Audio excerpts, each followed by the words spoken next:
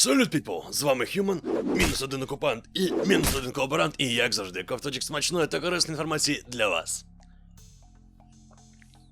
О, так, це воно. Ну а сьогодні, друзі, в моєму келиху смачної інформації є дещо цікавеньке. Спочатку ми з вами поговоримо про кенселінг гри Atomic Heart. І пора б вже насправді. А вже після поговоримо з вами, які плюшки, заборони та ще деякі новини будуть у нас у Hogwarts Legacy. Подивимося з вами свіженьке відео по грі Forspoken. І спойлер, воно круте. А також свіженький трейлер Layers of Fear. Дізнаємося з вами нарешті дату релізу The Dark Pictures Anthology The Devil in Me. Та обговоримо деталі перезапуску шутеру Ave. Ну а ще я вам розповім трошечки про System Shock. Покажу вам сюжетний трейлер та деталі Deliver Us Mars. Та від чого мотують ксеноморфи у новому DLC доповненні Alien Fireteam Elite, які підвезли оновлення ще нам для спільноти у Dying Light 2, адреналіновий бойовик Gungrave Gore та його дата релізу, нові 30 хвилин геймплею Tempest Rising, і я знаю, що ви теж його чекали. І наостанок подивимось, чим же завершились наші зйомки Twisted Metal із Соколом, головним із героєм, із месників. Тож дивитися, я створив. Я думаю, всі вже чули гучну новину з приводу РФ-ної гри у сеттингу Совка. Ну, тобто реакцію на неї. Якщо коротко, то співробітник Remedy, українець Сергій Мохов, він запостив у Твіттері, що не можна допускати продаж Atomic Heart, ну тому що там показується радянська символіка. І оскільки наразі йде війна, то багато тих, хто воює на боці Росії, вони виють за відновлення Совка. Тож популяризація оцього в відеоігровому сегменті буде недоречною, м'яко кажучи. На що геймдизайнер сказав, що відміняти ігри – це нормальна практика, і варто було б це зробити. І в чому він не правий. І я б сказав, що навіть якщо оце вийде, то ми з вами можемо посприяти, щоб все це провалилося. Просто не купуючи гру, та навіть не піратячи її. Так, друзі, я знаю, що деякі з вас досі заходять на торрент піратити ігри, а хтось купує через Аргентину. Все це негативно буде, скажімо так, навіть на локалізації ігор українською. Бо видавець побачить, що ми нічого не купуємо, то навіщо це й робити? Тож давайте виводити наші ігри в топ, особливо ті ігри, які роблять наші розробники ще й з українською мовою.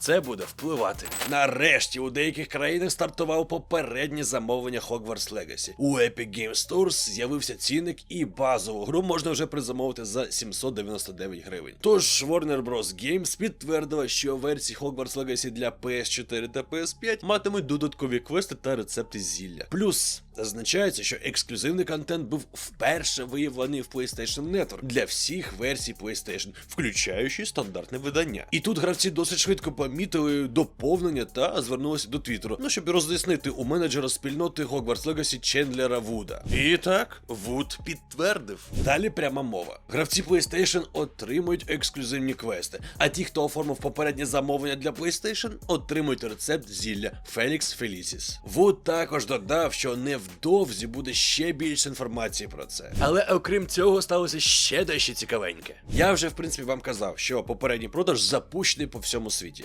Ну, звичайно, окрім Росії та Білорусі. Але, як виявилось, це лише не два виключення. У цей список також потрапила Туреччина, через що гравці з цієї країни були здивовані таким рішенням. Саме через це Твіттер заповнили сотні повідомлень від турецьких гравців, на які компанія на момент запису цього відео ще не відповіла. Ймовірно, що справа в нестабільній турецькій валюті, тобто лірі, через що навіть багато ігор подорожчали у цьому регіоні. Можливо, саме тому і на Росії гра в попередньому замовленні коштує 9999 рублів. І враховуючи, що розробник не планує продавати її росіянам, то і ціна відповідна. Такий собі тонкий тролінг. Бо покажіть мені хоч одного москалика, який б віддав з 10к рублів за гру. Ха-ха, ні, ті підуть плакатися у торрент. І це, мабуть, буде стосуватися і сталкера, і грати у сталкера через торрент українською. Вибачте.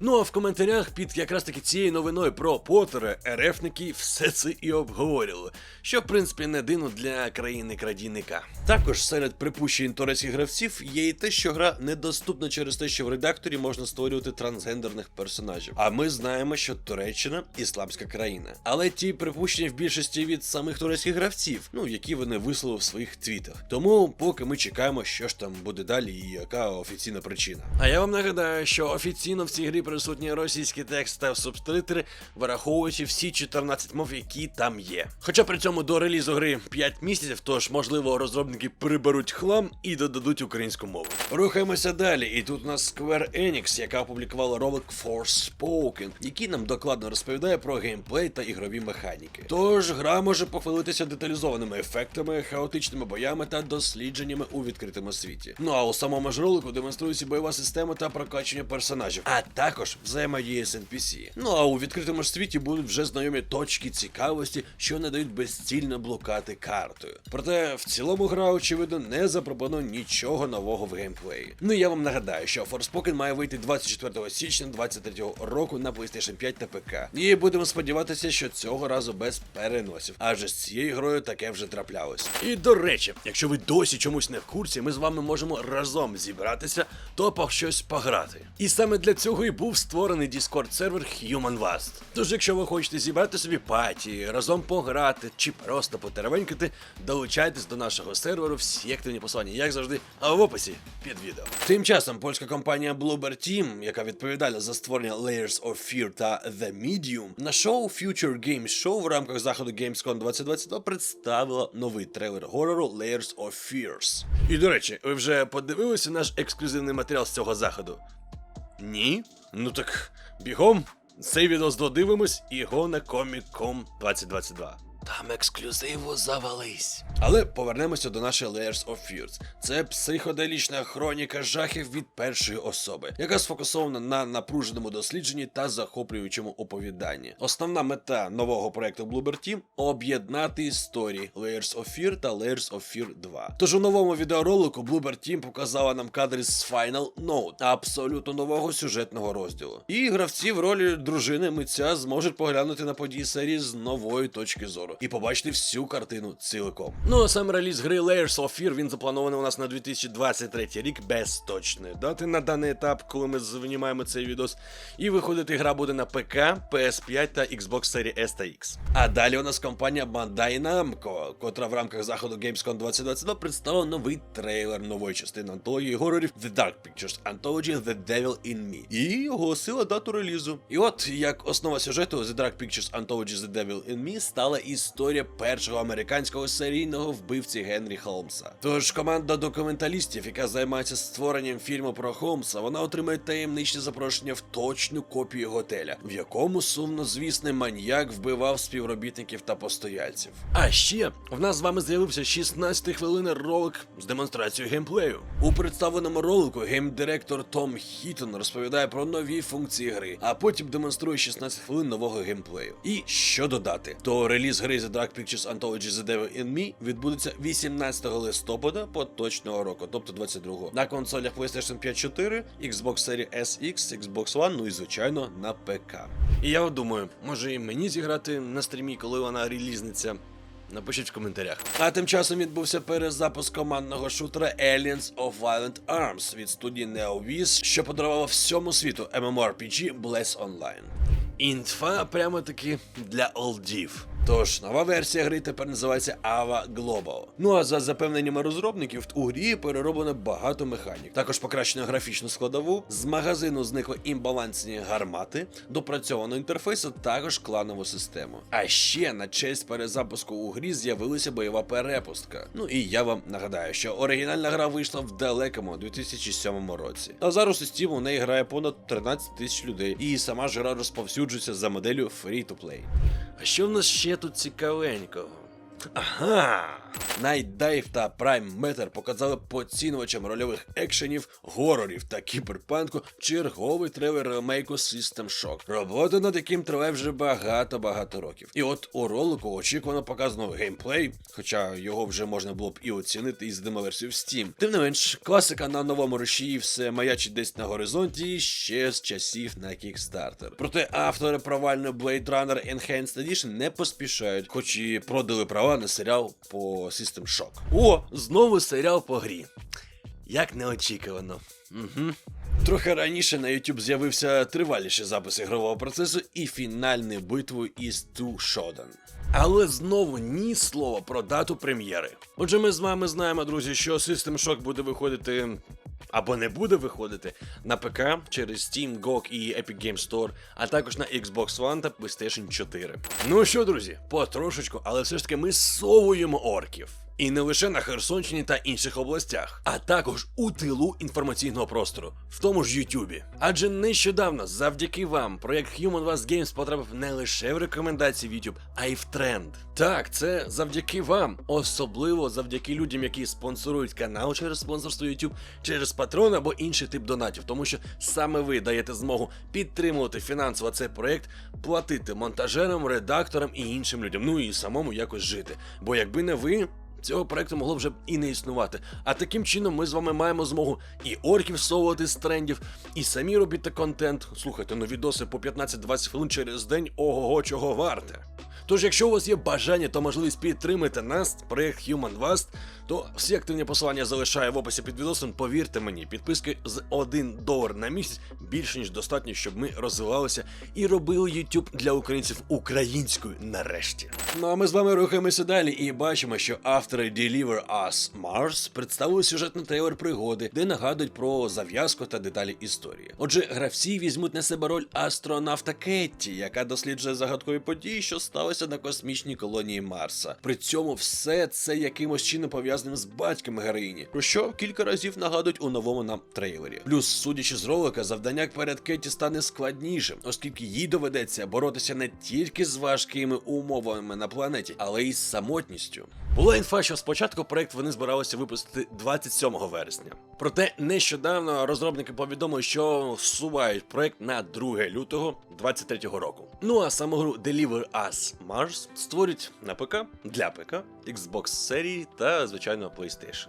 До речі, в Steam та EGS вона вже коштує 489 гривень. Добренько. А тепер інфа про авторів кооперативного шутера Aliens Fireteam Elite, котрі представили геймплейний трейлер нового DLC для свого проєкту у Всесвіті Чужого. Доповнення ж нам розповість про загадковий патоген, який впливає навіть на ксеноморфів. І героям доведеться досліджувати його природу, намагаючись розшукати джерело нової небезпеки. І, до речі, змін зазнають не тільки противники, а й оточення на картах. У DLC гравці отримують 3 нові місії, 8 додаткових одиниць зброї, ще одне вміння для кожного класу, косметичні предмети на кшталт костюмів та багато чого іншого. А ще автори додадуть 10 нових емоцій. І реліз відбувся 30 серпня.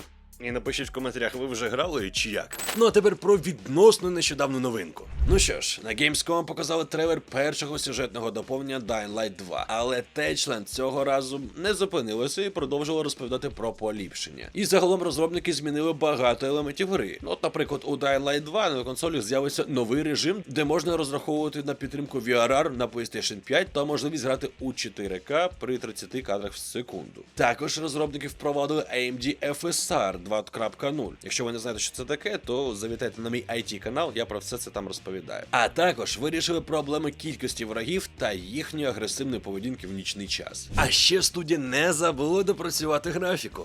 На зазначені моменти звернули увагу завдяки якраз таки зворотньому зв'язку з гравцями, що наочно свідчить про цінність спілкування із спільнотою. Та і в принципі компанія Techland це довела ще під час роботи з першою Dying Light. Ну а далі ж цитата вам від розробників. Community Update – це наша спроба прислухатися до голосу всіх геймерів, для того, щоб покращити їхні враження від перебування в місті. Community Update номер 1 вже вийшло на ПК, а версія для консолі знаходиться на стадії розробки, тож ми повідомимо, як тільки вона вийде. А тепер признавайтесь, хто у нас тут любить кривавий екшон? Чи комусь кортить пофанатитись в атмосфері безмежного безумства? Тоді в мене для вас є гарна новина. Якщо ви не знали, то от ще на початку року розробники Gungrave Gore, вони повідомляли про реліз гри в 2022 році, але конкретну дату підтвердили тільки зараз. Ну і очікувано, що анонс відбувся на Gamescom і супроводжувався новим трейлером, де коротко викладався сюжет гри та представилися головні герої та антагоністи. І більше того, у мережі вже з'явився ролик із прикладами ігрового процесу та битв. Ну, а я вам нагадаю, що Gungrave Gore – це нова частина, яка буде першою в серії з моменту виходу Gungrave Overdose на PS2, тобто ще у далекому 2004 році. Ну а сам реліз гри Gungrave Gore призначено на 22 листопада 2022 року. Звичайно, це на ПК, на PS5 4, Xbox Series SX та Xbox One. Ну що, Не втомилися ще від ігор? Бо якщо ні, то я вас запрошую на свій стрімерський YouTube канал, де ми з вами граємо у різні ігри, особливо українські ігри, популяризуємо їх, даємо змогу розробникам заробляти. Також ми з вами граємо у VR, проходимо горори та інші. Ну а якщо ігрова тема вам все ж таки вже у печінках, не біда. У мене є також IT-канал, який призначений якраз таки для того, щоб інформувати вас, що то в нас в IT-просторі зараз. Також ми робимо тести відеокарт, заліза, коротше кажучи, ПК, тестування, огляди. Ну і, звичайно, трошечки чіпляємо тему з приводу криптовалют та майнінгу. Тож, якщо вам щось таке цікаве, хоча б трішечки, активні посилання в описі під відео. Tempest Rising. В принципі, нещодавно я вам розповідав вже про цю гру, але наразі вийшов новий відос. Ну, я маю на увазі відео з геймплеєм. А там ми можемо у всій красі побачити майбутній реліз. Тож 3D Realms і THQ Nordic продемонстрували геймплей своєї майбутньої стратегічної гри в реальному часі Tempest Rising. У новому відео нам з вами пропонують поглянути на першу місію гри. І, до речі, у Tempest Rising будуть 3 унікальні фракції, що відрізняються як візуальним стилем, так і геймплеєм. Плюс на вас чекатимуть 2 повноцінні сюжетні кампанії з катсценами між місіями. І усього місій у кожній з компаній буде 15. Більше того, крім однокористувальних сюжетних кампаній, Tempest Rising запропонує гравцям різноманітні кастомні карти. Також традиційні мережеві битви і розраховані на багато користувачів рейтингові битви з автоматичною системою підбору гравців. А от реліз Tempest Rising заплановано на 2023 рік.